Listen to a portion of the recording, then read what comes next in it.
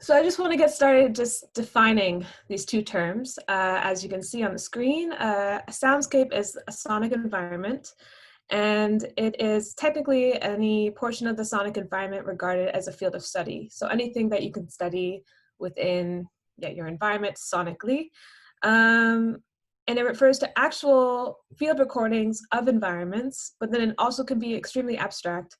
And it can be constructed by the human themselves with musical compositions, collages, sonic collages.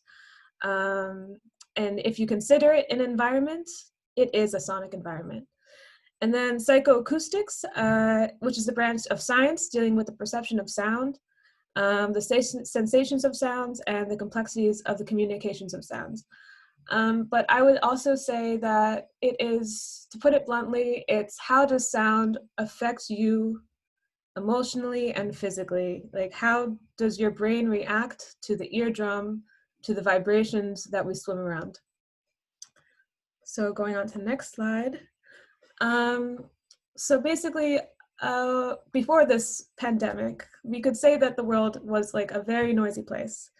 But in the beginning of like the making of the world, one could say that the primordial sounds that were there were like a low hum. And it was a place consisting of non-biological substances that like bumped into each other, smashed, and every rub, a splash occurred would leave this leftover vibration. And it reverberated and reacted with other such waves of energy. And this hum that I'm describing is the base layer of this infinite soundtrack of our planet, and is technically known now as the geophony. So I'm going to play this sound. So let me know if you can't hear it.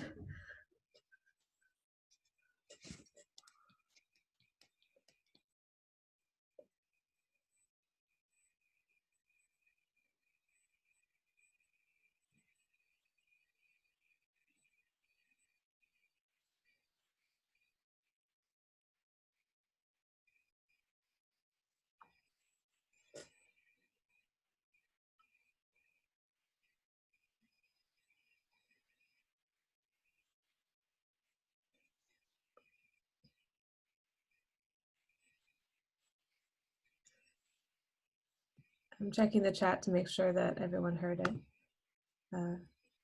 Actually, I don't know how to do that. I'm just going to keep on going. And so some 100 million years later, after this soundscape that we just heard, amidst all this noise and vibration, life was born, and it added another layer of sound. But the sound at this point was still vibrations, of course, things moving around, and they were like bouncing off of like each other's molecular structures. But sonic energy waves only became melodic when life evolved to have the capacity to hear it. Thus creating the next edition of this orchestration that we now hear on this earth. And this is identified as the layer of the biophony. And this is the layer where living molecules start to use the vibrations as a means of communication. And so basically Earth's acoustics expanded from a place of basically percussive impacts and white noise when driven by storms, to living things that began to use the sound as a purpose, harmonizing it and making it their own from their tonals and packing it with more meaning. And so this is the biophony.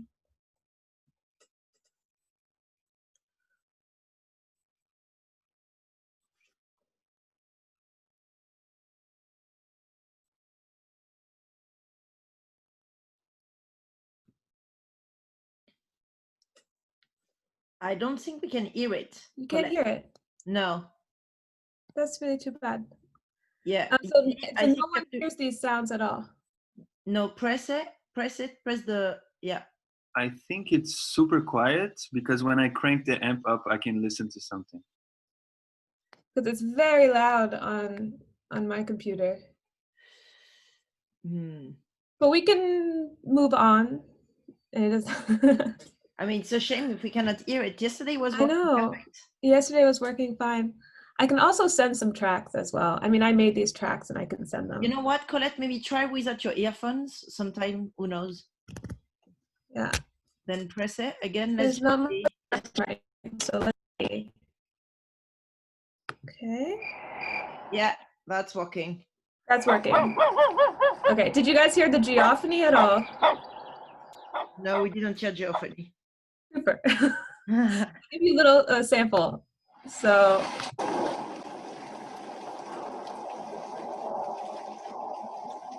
basically what you call nature sounds, but without the biological life.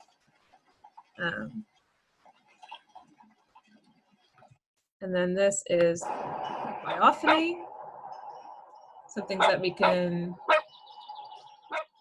recognize definitely.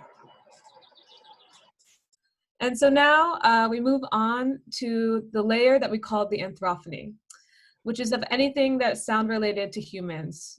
So to put it bluntly, it could be from couples fighting in the kitchen to like sunbathers on the beach drinking a Slurpee. It could be anything. But it also means it's a layer of our own sonic communication and what I would like to call anthro sound bites that dwell and expel from our bodies, as well as sounds of interactions with objects that leaves an expanding reverberative mark wherever we go. And so this is the anthrophony.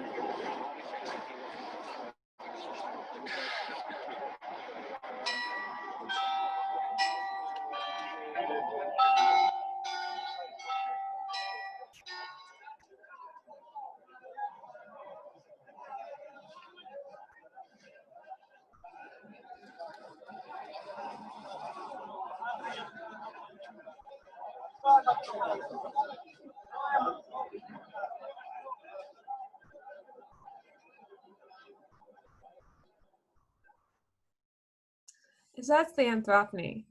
But for me, in my research, I would like to propose that up until 2.5 centuries ago, the Earth was playing a very similar tune.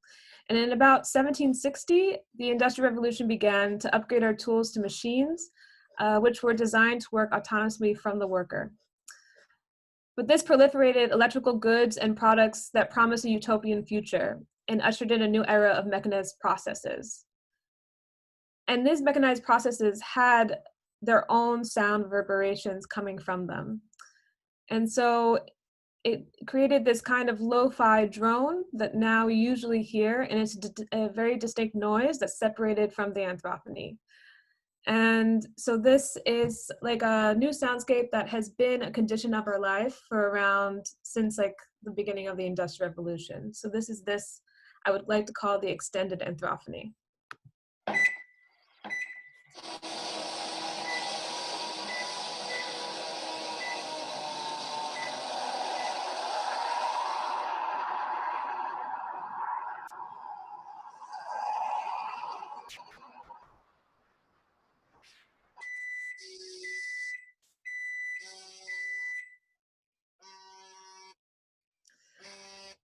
And hopefully, as you can hear from these sounds, the sound layer is composed of mostly things that one would call supra-biological, so past biology.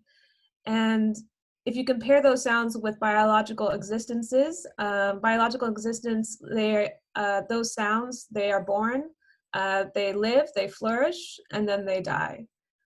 But for example, the generator of an air conditioner does not die. It can be receiving transplants and honestly live forever as long as the human decides.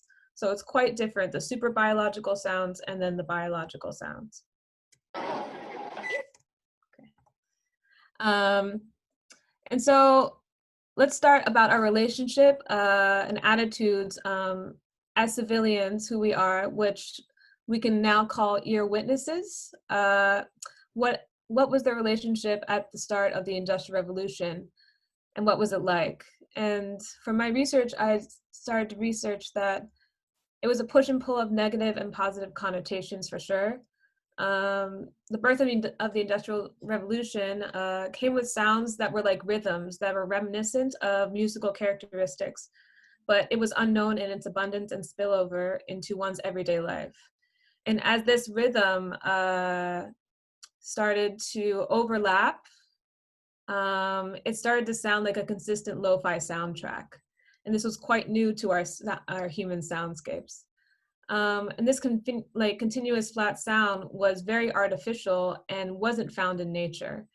And it was more like a broadband like noise and more of a hum. And with the growth of the Industrial Revolution, humanity's perception of sound had to be then reevaluated. And new modes of psychoacoustics, relationships with sounds, had to be developed and noted. And so then also society had to develop decibel systems to measure these sounds to help them better understand their oral environment. And even though these sounds were known to cause deafness in 1831 within factories and people around these factories, noise abatement laws became prominent starting only in the 1960s, when the need for such restrictions became more evident to prevent hearing loss caused by industrial noises. So you can see on this nice little infograph that it basically started towards 1960s, and then as the sound is growing and growing and growing within the third part of the Industrial Revolution, you can see this mass of people trying to figure out how can we live with these sounds and what initiatives can we take. And so, like I would like to say, this mechanized soundscape has grown with the strata buildup from each wave and progression of the Industrial Revolution, leading up to our current phase, which is the fourth Industrial Revolution, which was coined in 2016 as the Industry 4.0. And so basically, in this Industry 4.0, sound emphasis can be placed on mechanized sounds that originate from digital-based industries and cyber-physical systems, kind of like the Internet of Things, clouds, and cognitive computing. And they're kind of like this legion of non-human users, one could say, and we can hear sound sourcing from such production processes as, again, robotics and 3D printing. And as my mind thinks about this kind of stuff, I think, what is the sound of, even on a micro level of processing? Like, what could be the frequency output from each, what they would call a petaflop, from a supercomputer? And a petaflop is very interesting. It's a unit of computer speed equal to what it says, 1,000 millionth floating point operations per second. So we can think of sounds as our soundscape as a very big thing that we live in and all this stuff, but then we can also think about going to the miniature and finding out really what are these little layers that are starting to build up within the Industry 4.0. And so let's talk about how these machines are being made within this extra Anthrophony. I see through the lens of mechanical engineers, sound is not just a signifier of the presence of a sound source, honestly. Listening in on the sound to the mechanical things that are part of the machines creates a relationship between the human and the machine. It is a way of understanding the system and if it's healthy or not. Conversely, sound is a mechanical force in itself and is thought of as an energy waste by the machine as well. It is an energy that has not been sufficiently used because of the inefficiency of the design. If the design was completely perfect, then there would be no reverberation, no vibration, and no noise, I would say. And so then this was called the sound waste. And the sound waste is not just sensory experience to the ear, but it also affects the machine itself by vibrating the parts, which can lead to faster degradation and needs for more repairs. Mechanical engineers design for efficiency as best they can. They try to leave the least amount of energy waste in an environment, but dualistically, sound is needed to understand how our creations are doing. We become their caretakers, their sonic caretakers in a sense, thanks to the interface of sound. And that's why hearing loss related to industry jobs took so long to be justified, because people needed to hear these sounds to understand if the machines were working or not. So legislation took a long time to identify that this was a harmful effect for humans. But mechanical engineers can do so much into how they design their machines, how much sound they put out into the world. Because they're designing within a system that has fast prototyping in the industry and restricts them about how much time they can really take on each machine to make the most efficient machine possible. And then more recently, since the 1950s, mechanical engineers create a system that only qualifies just enough with noise abatement regulations that are paired with the product that they are working with. So it's a lot of layers and a lot of restrictions, but then depending on the time period that you're in, but then also what are you making. And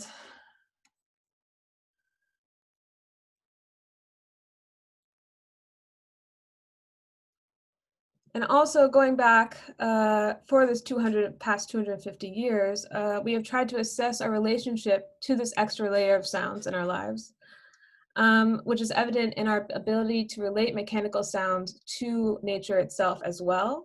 The history of our oral acceptance of these sounds is evident in the humanity's psychoacoustics adaptability in our changing soundscapes. So the slow progression of how we have adapted to our urban ear and what intricacies happened in between to get to this point. And in 1864, basically, factories started to pop up in French towns, and they were described with disdain for their unnatural sonic abilities. But again, by the early 20th century, technology started to blend back into our lives and become more accepted into our natural environments.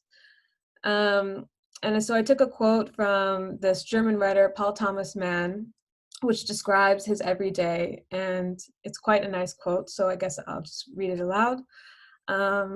He says that we are encompassed with a roaring like that of the sea, for we listen almost directly on the swift-flowing river that foams over shallow ledges at no great distance from Poplar Avenue, which is probably where he lived. There's a locomotive foundry a little way downstream. Its premises have been lately enlarged to meet increased demands, and light streams all night long from its lofty windows. Beautiful glittering new engines roll to and fro on trial runs. A steam whistle emits wailing head tones from time to time. Muffled thunderings of unspecified origin shatter the air.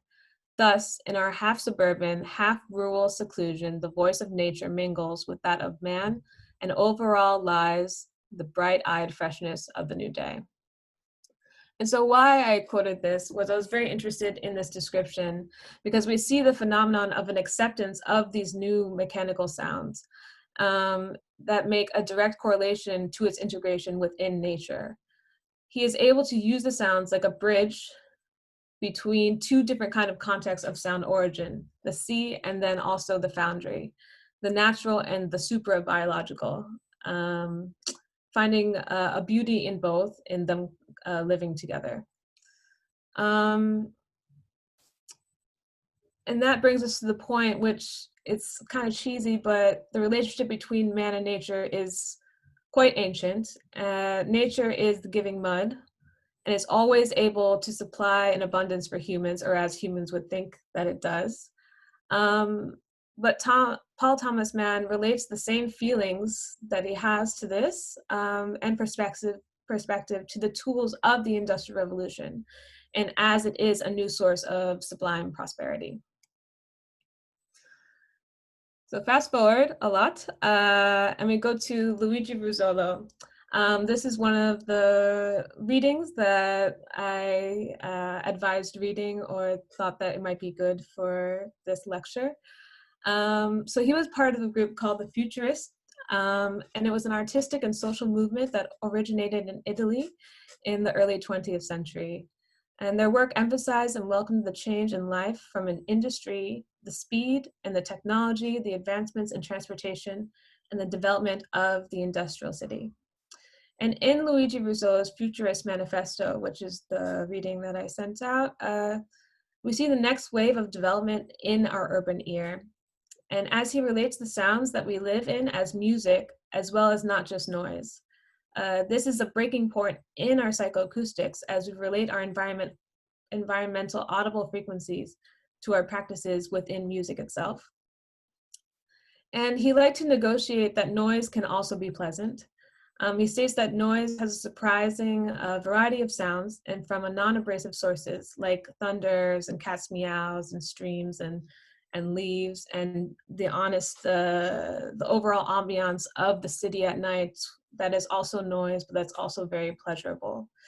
And in the manifesto, Russo starts to describe his oral environment already as if it is a soundscape before the term soundscapes became a thing, and that this space is worth composing with. In his experimental instruments, I don't know how to say the name completely correctly, but the intonarumori, he made 27 of these instruments that were built to mimic the industrial soundscapes, to bring attention to its musical qualities of this soundscape, and thus changing the way that the audience would perceive these sounds in their everyday life. So kind of a weird psychoacoustic twist there, or a new kind of training. And during the second industrial revolution, which is the last third of the 19th century and the beginning of the 20th century, we started to create, and because of the electrical revolution, we started to create devices that were developed for packaging and storing sounds, which led to a new musical movement, which was music concrete in the 1940s. And what they did was they experimented with music mixing, recording sounds, and detaching these sounds from its original meaning and context, and then putting it in these machines to create a new sound source for the sound. So detaching it and creating new meaning for these sounds.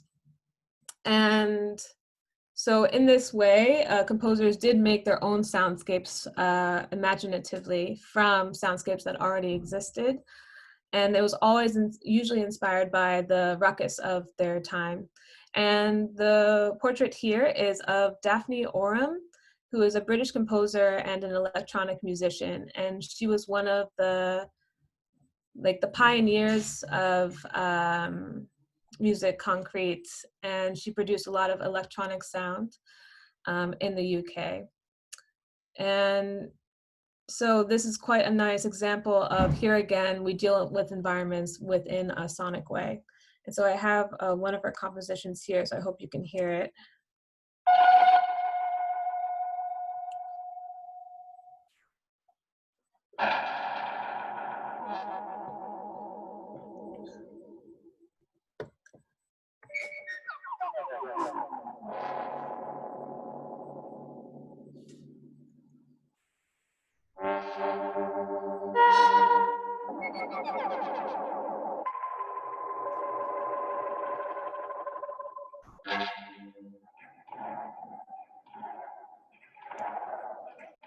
Okay, so I hope you heard it.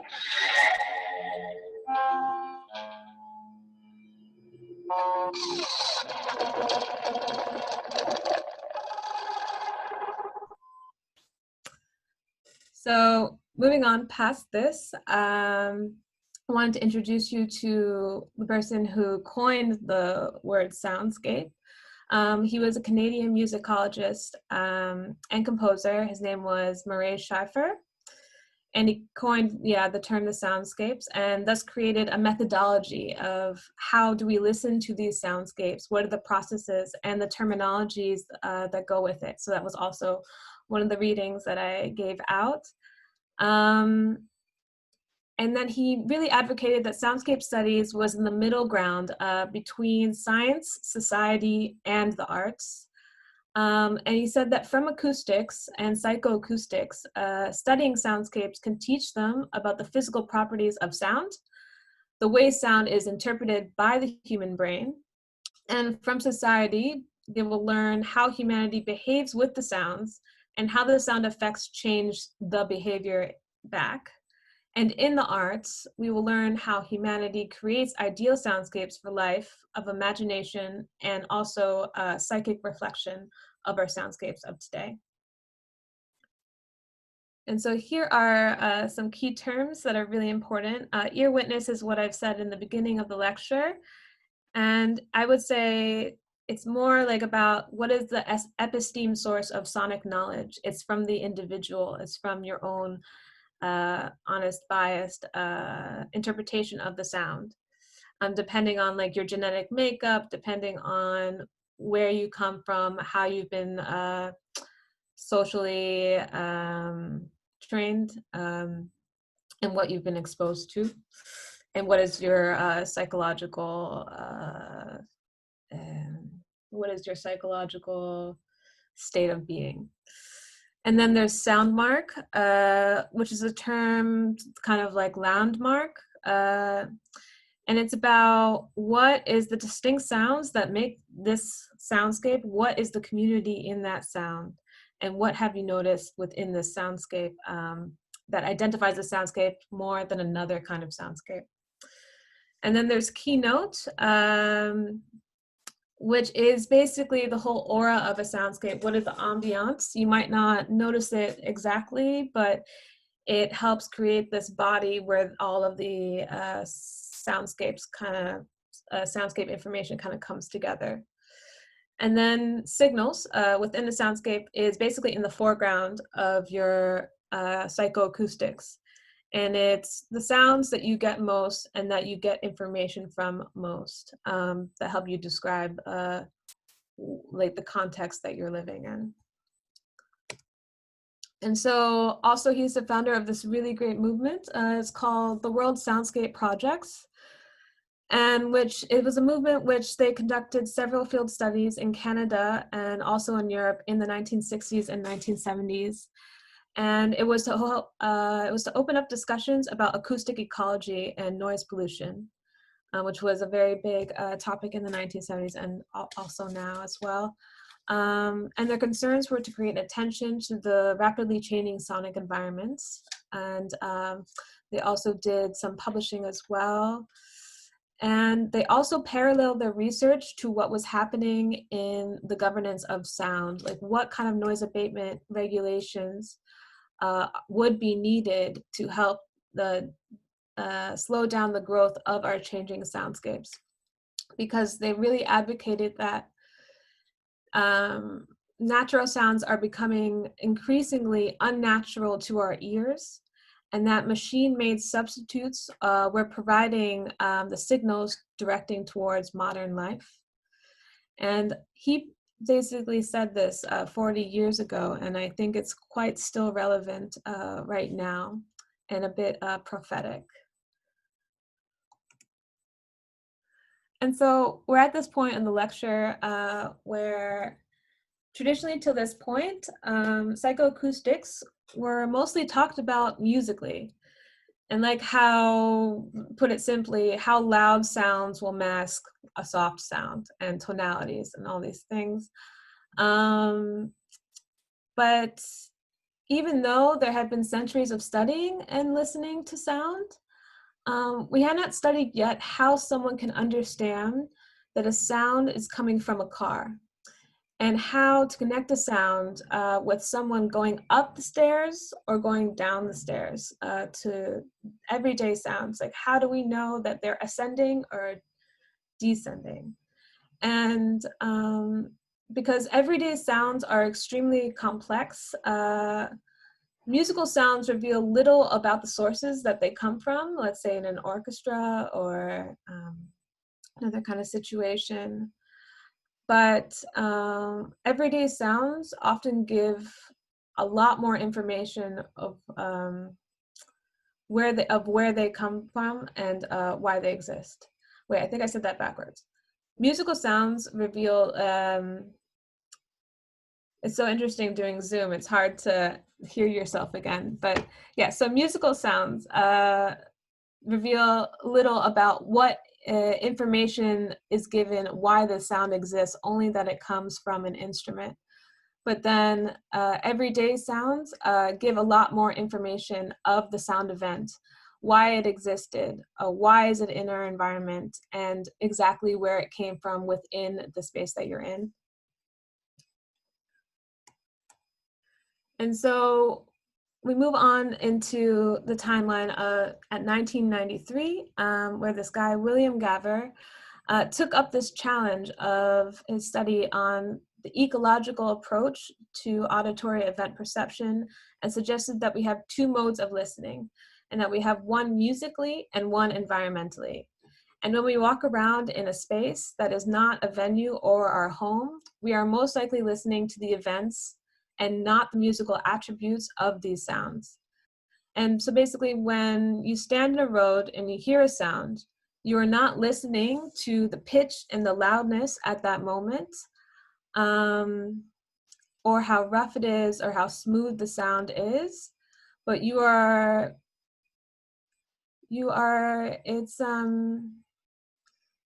mostly listening to the context of where you are standing.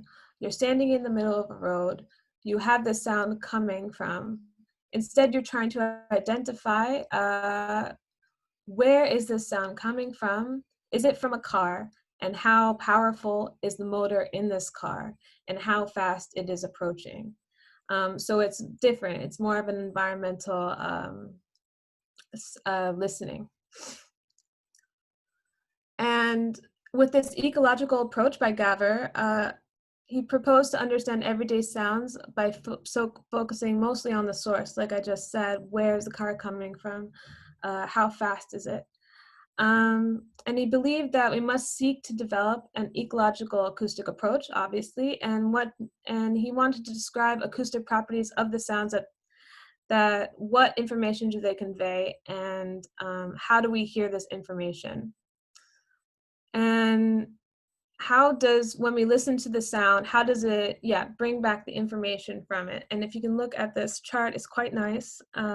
He divides all these sounds within physical material properties. And in a way, you can look at this also as if you want to compose a soundscape, what sources do you want to come from? And I don't only see this as just a categorical system. I see it as a sourcing of sounds that, let's say, if I want to do a musical composition. So I find that interesting.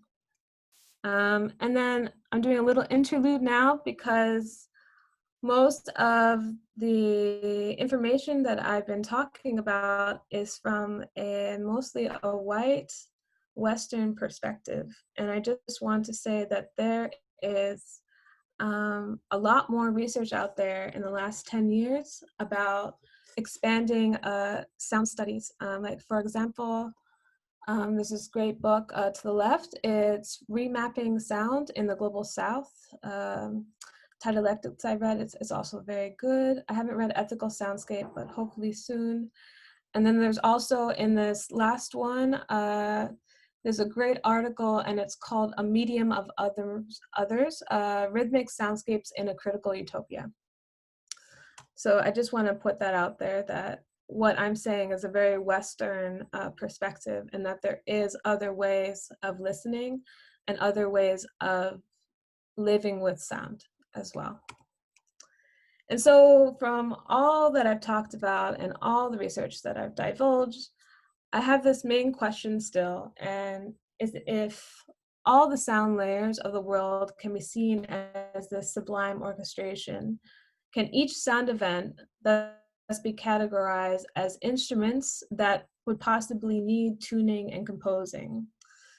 And the closest thing that we can come to as a mass tuning, let's say, is noise abatement regulations and their guidelines to control these sounds. And they do it in 3 different ways, usually, where they control the source of the sound, the path, and then the receiver. But it's all mostly based on a decibel system. But the issue is that this decibel system, the dBA, it discriminates as it measures similarly equivalent to what a human ear hears, and it's unable to quantify lower frequency of sounds that other sentient beings also are affected by and also can hear. So basically we're tuning for humanity, but we're not tuning for anyone else that is living within our urban environments. And so now they're starting to try to move past this, and they're trying to start to figure out a different way. Like, what if we can tune our environment? Like my main. And by doing this, this is kind of like a little infographic that I put together about noise abatement ingredients. Like, how do you create, why and how do you create noise abatement regulations? And it's all based on the physical, psychological, and physiological effects. And then they have main reasons of why to give noise abatement, which is on the right, you can see excess non-occupational noise exposure, hearing loss, if in certain private and public spaces, if the speech, if you can't communicate, if the sounds are too loud around you, if there's audio interference in general, and if it affects your sleeping habits. You can all report this to your local municipality, and then they'll have to go by the guidelines of the noise abatement regulations there. And it's also quite hard because some of these things are about subjective approaches and some are objective. So it's still very complicated in general. And so one of the ways to go back to this fourth option of tuning, in 2012, there was this very interesting research about how taking noise abatement to the next level. And it was a collaboration with this woman, Lisa Lavia, who is part of the Noise Abatement Society, and a professor, Harry Witchell. And they teamed up for the experiment, in which was called White Night. And their goal was to research how soundscapes connect us and thus create noise ordinances that don't rely on decibels, because they believed also as well that in reality, for example, different kinds of sounds can have the same decibel, but they mean different things psychoacoustically. So for example, classical music can have the same decibel rating as a construction site. So how do you negotiate noise abatement regulation just on decibel? You have to also negotiate the information of where this decibel knowledge is coming from. And so decided to tune their environment, yeah. But what they're very interested in was how it affected the emotions of the civilians, but also their bodily behavior. So they created a 3D sound installation, which they called, with a soundscape that they called West Street Story. And it was designed specifically to calm the late night atmosphere and to create a happy and relaxed moods for the party goers on the street, because this was done on a very heavy clubbing street. And so you can see in these photos, they're analysts, and they're trying to describe how what they wanted to change. And to the left, they were talking about how this group of women were fighting, and how they wanted to control this by having this relaxed soundscape, which I thought was a bit weird. And then they were also talking about how in certain situations you feel the need to touch someone's back. And so they were really focusing on these little things that make us human, these little things that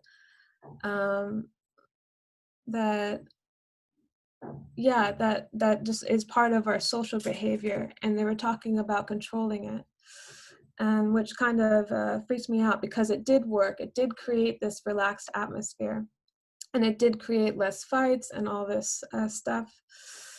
And one of the participants in this research, Lisa Lavia, she's on the forefront of the recent establishment of the world's first acoustic soundscape standard.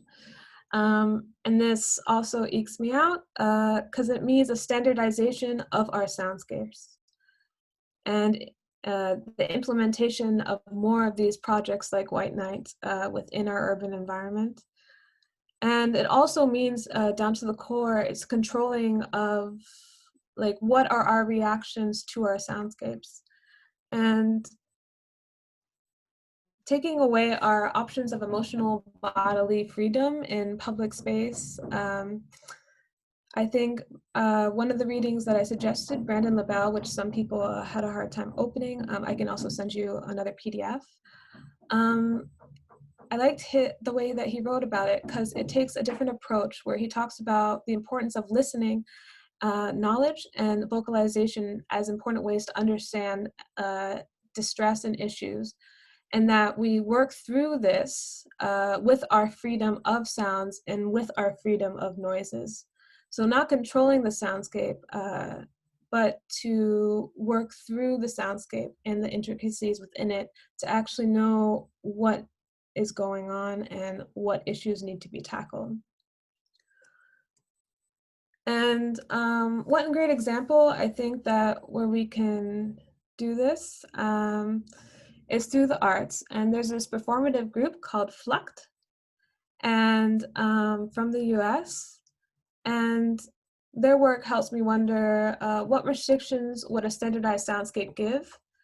And how can we be free to work through important issues within our community? And each time, it also makes me think about each time that we relocate our bodies, we need to reassess how we fit in relation to our sonic circumstances in that moment.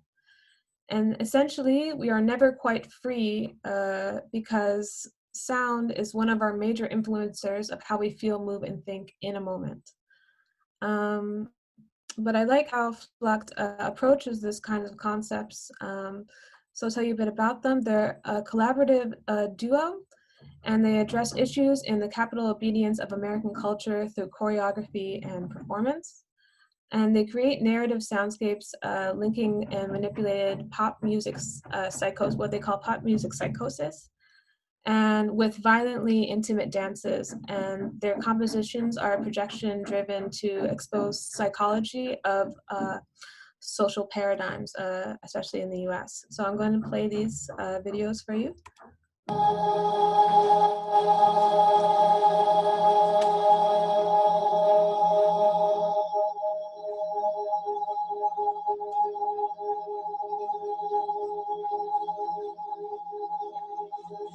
Who did this and why?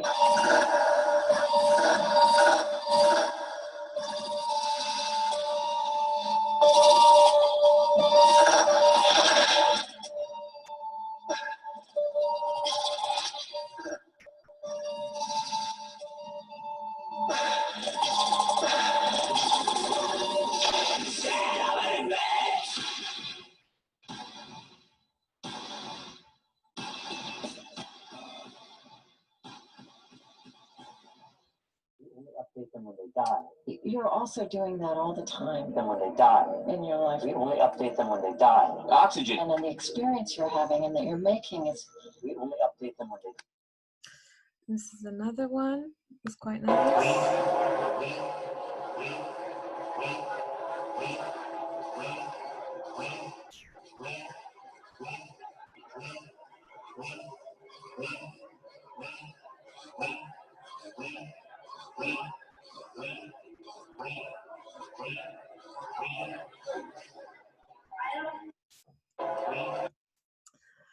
And so on another note, there are initiatives within the governmental systems, municipalities. This is a program in New York City that uses the public to create soundscapes, but also uses the public's opinions, but with a lot of surveillance as well. So I'm a bit off about that. But this project tackles noise pollution, which is one of the most topmost quality of life issues in New York City. And so Sonic asks people to become citizen scientists. And what they do is they help algorithms with their sensors to categorize and identify which sounds are noise and which sounds are pleasant and what you would call unnoisy. And this would help city planners to negotiate where in the city needs less or more regulations. And I think that we can use our citizen scientists, for example, like this project, but I think we can use it also in other ways to approach soundscapes, not in a regulatory way, but in a way that works within the soundscape, so independently of these kinds of projects. But I do find it interesting that they do use civilians to help understand the soundscapes, and that they are called citizen scientists. And so then, if we are citizen scientists, what is our right as citizens to rearrange and work with what some might consider sound and some might consider noises?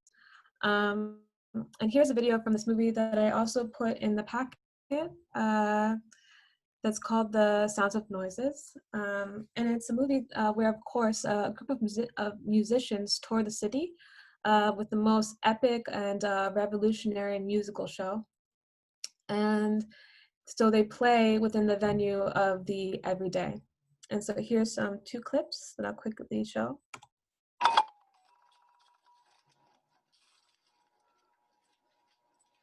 1, 2, 3, 4.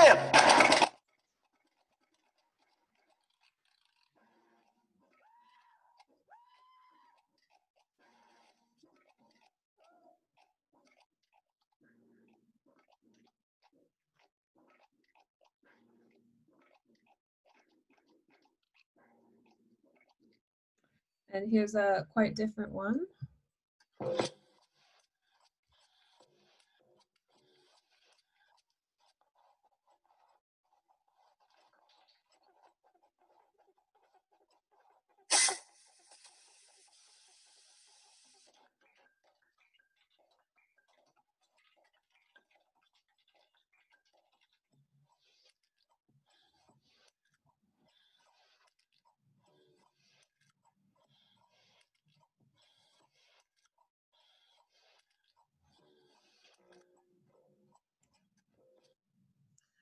And so moving on to another thing, there's this whole revolution within mechanized devices and machines and products that we make. Because as products become more silent and they're designed better to have less noise, we need to add back sound into the products, into the machines, in order for us as humans to still have the same relationship to them that we used to have. And in this kind of way, I think that DJs, it's a way that we can DJ our devices and create soundscapes that we want. And this is a project by Professor Barry Echen from the Technical University of Eindhoven that prophesizes an interesting sonic future in his article, The Sound of the Blue Canary. And he questions, will our devices and machines be producers with such little errors that there are no product noises anymore? And if so, the sounds that we design back into these objects, will they be the next step within our soundscape evolution? And by relating the sonic evolution of the breeding of the perfect canary bird sounds, and the need for car manufacturers to input sounds that create brand identity and manipulate the relationship with the user, can scenarios be envisioned where we have cars with personalities, and adapting the sounds of the cars to the personality traits of the user of the car, and thus creating a sonic community with cars that sound the same way. So let's say you are driving down the highway and you have a bunch of cars that are personalized together, but then personalized separately. But then when they drive together, they create their own soundscape together. And that's what he's like prophesizing for the future, which I think is quite interesting. So it's in a way, we are if this happens, we are affecting the soundscape with our own personalized devices, depending on what our own sonic properties that we want around us. And intentionally and unintentionally, we affect the soundscape of the other products sounding together. So in a way, it's kind of like a weird futuristic DJ set with how we just live our lives. And I believe that a way to continue this kind of thought and thinking, I would propose not to just rely on acousticians and mechanical engineers and noise abatement regulatory organizations to shape our future soundscapes. And I think one way is to create, as citizen scientists ourselves, our own soundscape prophecies relating to our individual, but also communal and global visions. And I look towards right now musicians. I look back to the music. I look back to more musicians and DJs that use the methodologies of music concrete and industrial electronic music to create their non-genre identifying soundscapes. And this is one group that's in Shanghai, and I can't say the name that well. It's SVB KVLT. And it's a movement that is also inspired by Chinese traditional sounds, but then also avant-garde noise. And so here's a clip as well.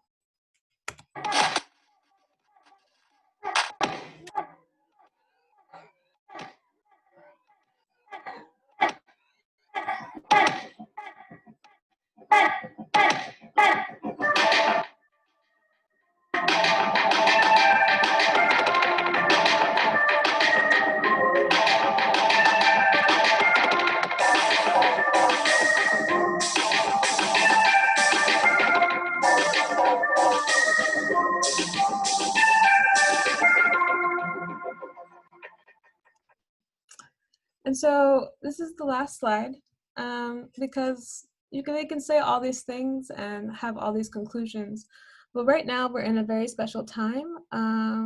What is the soundscape of our pandemic today? And what are the anomalies within it? Because there's a lot of sounds that are being displaced, and there's a lot of mutation of sounds, like factories that are changing their production systems sound like a different kind of factory. We are now locating the sounds of our public lives within our private lives. And now we're creating new sonic rituals that can only be observed in this unique time. For example, I don't know if, I feel like most people have seen videos like this.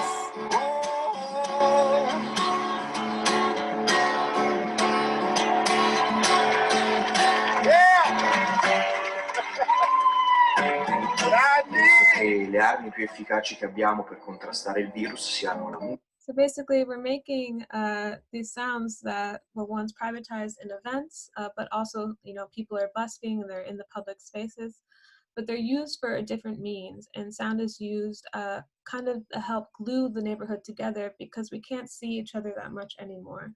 So sound is now used to touch other people and to create this community feeling. And I hope that through our workshop, we'll be able to kind of reflect on these times. And on our workshop on Thursday, I'll give another little presentation about what can we really take from this pandemic soundscape, and we can talk about it together. And then, but then also this is a time of reflection. What will we want in our future soundscapes, in our future environments, either urban or not? So yeah, so this is the end of the